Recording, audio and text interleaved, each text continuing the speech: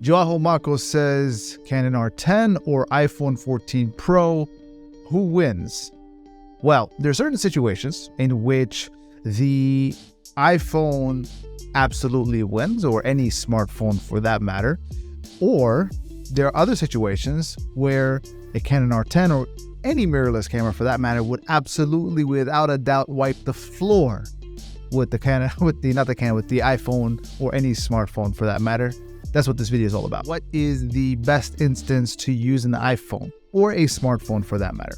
Well, here's the thing. Almost all smartphones nowadays, they come with a number of lenses that are already built into your phone, which works out in your favor because then you have the opportunity to capture any number of focal lengths. You've got your wide angle, you've got your medium, and you got your telephoto. If you wanted to do something like this, or you wanted to zoom out really far like this, you have the opportunity to do that with the iPhone or your smartphone, and it fits in your pocket. That's one of the major benefits of having a device in your pocket all the time. Now, there are certain downsides though, and those downsides are the following. Let's first begin with the pros of the iPhone. Obviously, you got 3 lenses. It's always in your pocket. You have it with you when you are outdoors. You're going to have some amazing, vibrant colors. The AI processing that happens in a smartphone is vibrant. It's brilliant in terms of you don't have to do any work. And at the same time, it's already on your phone. So if you have some sort of editor, whether it's Power Director or iMovie or anything like that, or if you want to transfer that footage off and bring it into an editor, you have the opportunity to do that.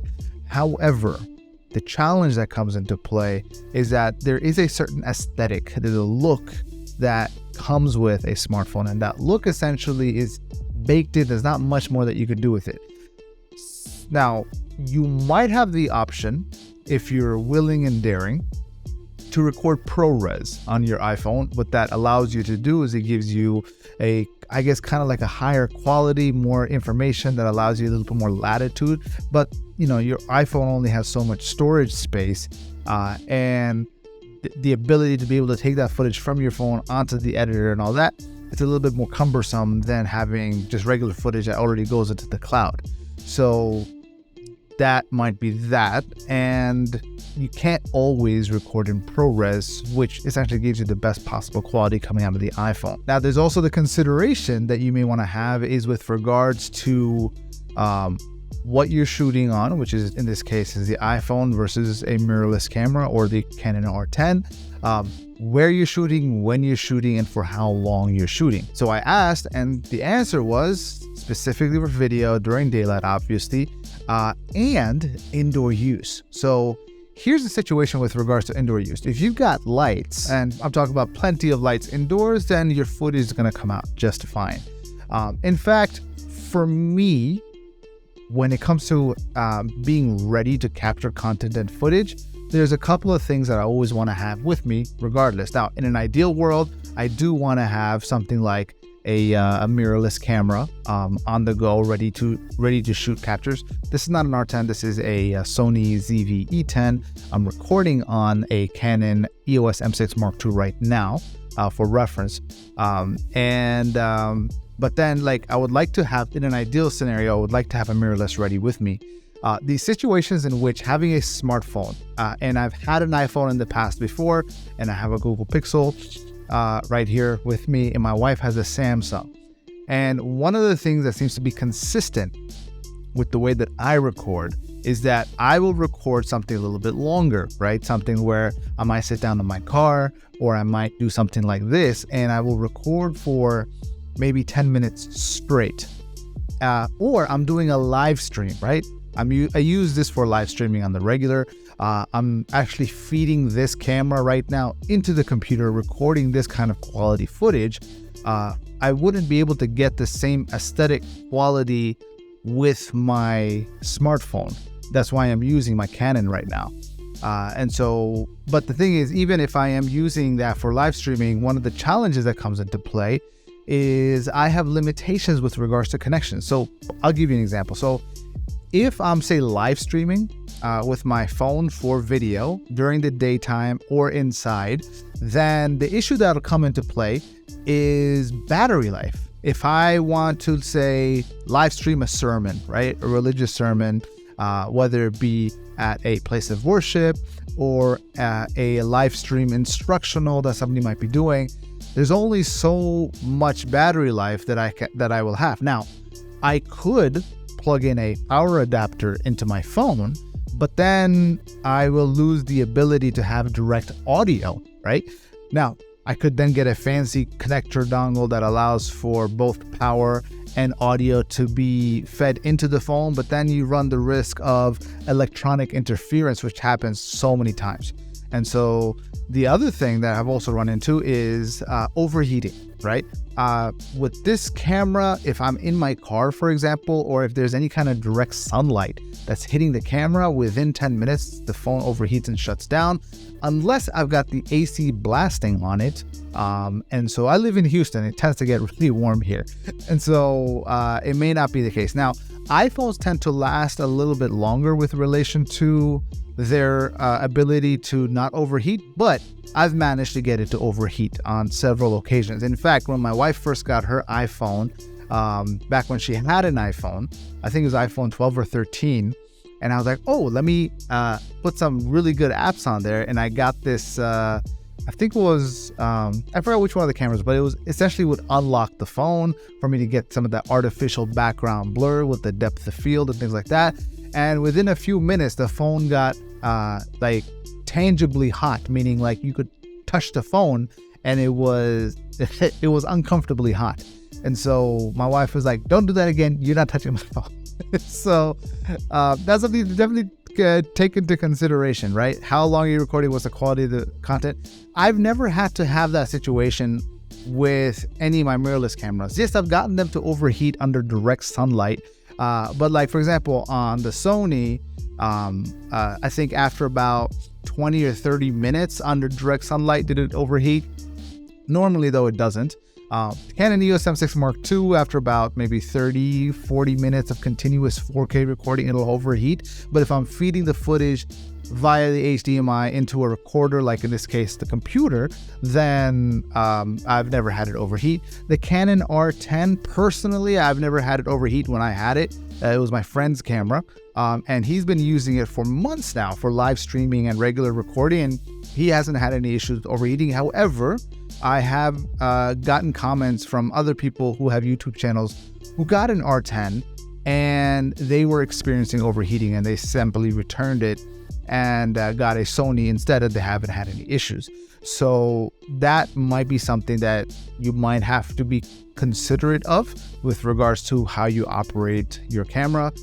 I think with the challenge with overheating is that I think it really comes down to how you dial in your settings and, what's the resolution and recording format, as well as the environment in which you're in, whether it's a generally warm or hot environment. All of that kind of plays into effect with regards to how the camera will behave in relation to temperature. So that's one thing. Now, the other thing comes down to how much work do you want to do with the footage before or after you have shot it. So I'll give you an example. Let's say you're outdoors, right? The smartphone is already doing a lot of the processing. There's plenty of light already. And so many times that footage is just going to look brilliant. It's going to look vibrant. And when it comes to like a camera like the Canon R10, you may have to take into consideration the dynamic range factor that there's an image that's being baked into the Canon as well. And so you're going to want to be like how much you can kind of grade that. Like, this is one of the reasons why I'll prefer a Sony. Oh, I'm blocking it here. I got the text on screen. Left is right, right is left. And so that's why I guess kind of weird. But this is one of the reasons I prefer Sony, is because Sony gives me the option to record a more flat profile image than a Canon normally would. Now, with the Canon R10, you do get HDR PQ mode. Even on the Canon EOS M6, I have that option, but it doesn't even come close to a S-Log 2 or an S-Log 3 or even an HLG hybrid log gamma type profile that you would get on the Sony. So that's one of the considerations to have. One of the reasons that where I would prefer the Canon, where I don't have to fumble with all of those things, is in a setting like this, where it's live streaming. It looks just fine coming right out of camera, so I don't have to mess with it.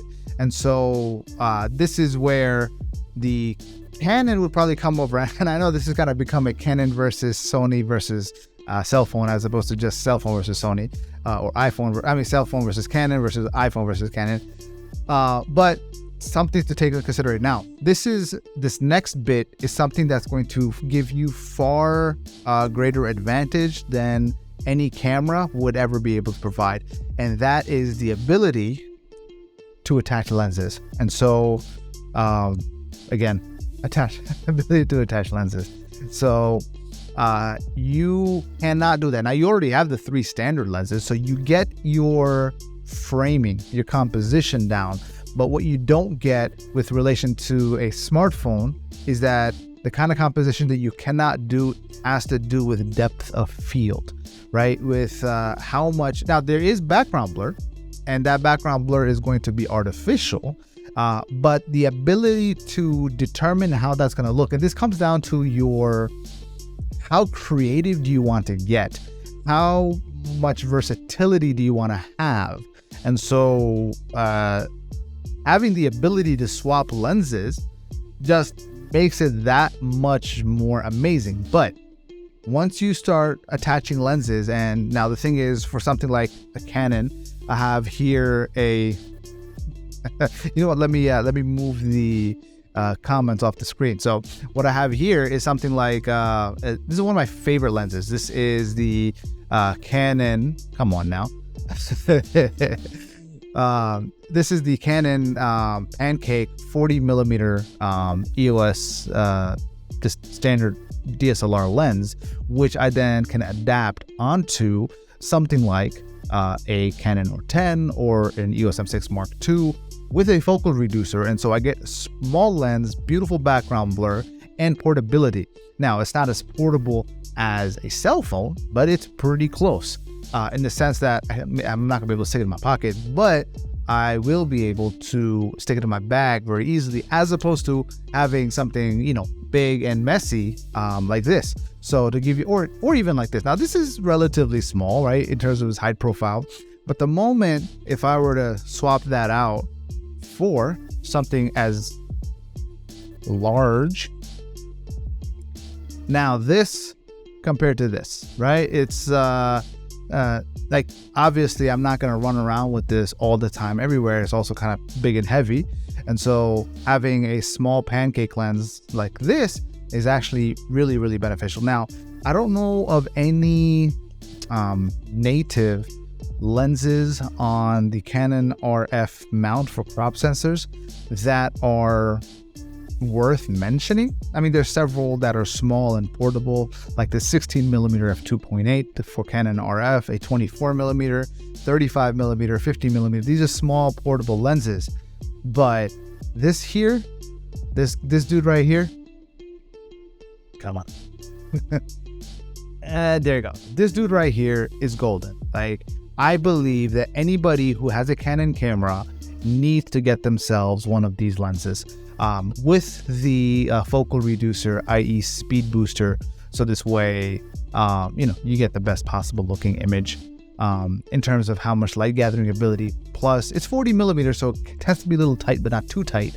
And so, but if you want something wide angle, this is where having a cell phone will be also good. So you can shoot with 2 things at the same time, right? And I do that a lot. I am a huge advocate for multi-camera shooting. Now, whether that multi-camera is 2 cameras like this guy right here. This is actually 2 Sony ZV-E10s, which I've mounted on top of each other, right? I have a wide angle, a 24 millimeter FD lens, and I have a tight angle 85 millimeters. Now, this is in no means portable. It's relatively small with relation to like one of those big cinema cameras.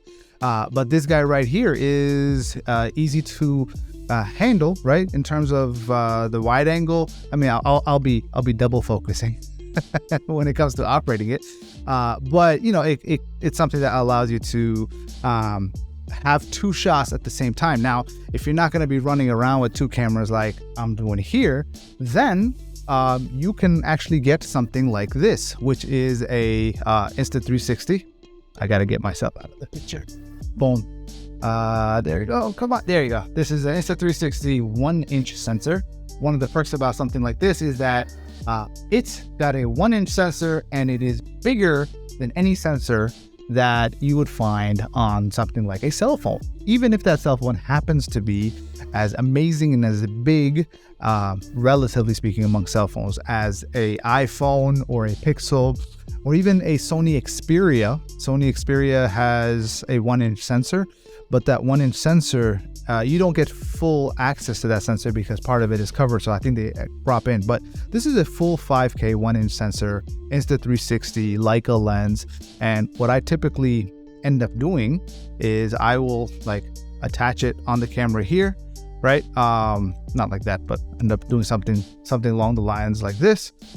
Twist this down, boom, and boom. Now, once I tighten that up, tighten it up just here, and now I've got a multi-camera. Obviously, it's not tight right now, but when everything's tightened up, I get a multi-camera shoot. You will see the examples of these two videos. They're actually on a different channel, but I'm linking it up anyway. Hope you enjoy. I'll see you soon.